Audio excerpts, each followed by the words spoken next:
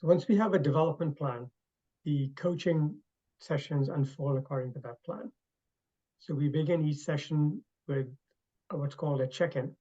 So this is 3 to 5 minutes where we just catch up. So the client may share with me what's happened in their life since our last conversation, just so that I'm current on what's going on with them. They may give me a report back on things I asked them to try. So let's go back to the example of a client having issue with team dynamics and interpersonal issues.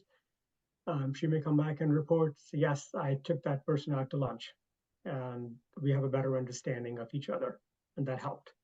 I read the article you gave me. I tried some of the techniques, some worked. These are the ones that didn't work. Or I try to hold myself back in meetings when there's one person who I think rambles on forever. When he was speaking, I held myself back and I didn't cut him off. And you may spend the rest of the session actually continuing to work on how the client's approaching the challenge, new ways for them to think about it, alternatives to try, new ways to interpret things. Sometimes the client will bring, as part of the check-in, a new issue, new topic, new problem. Life doesn't quite unfold according to the coaching plan. And then we will examine that topic, and I will ask the client how we should focus the session. So we can stick to our plan, or if the new issue or problem that came up is more pressing, we will shift to that.